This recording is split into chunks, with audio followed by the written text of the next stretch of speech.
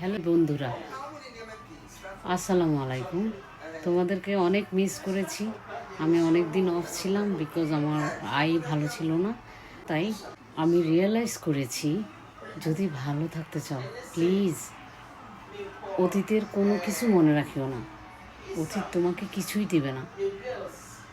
So অতীত ভুলে গিয়ে বর্তমানকে নিয়ে পড়ে থাকো। বর্তমানকে নিয়ে শুধু কাজ করো।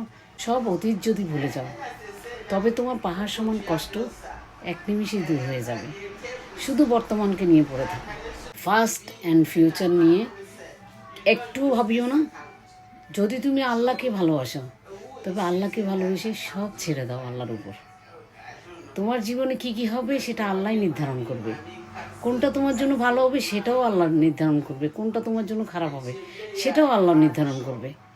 সো ফাস্ট অ্যান্ড ফিউচার নিয়ে না ভেবে শুধু বর্তমান নিয়ে পড়ে থাকো।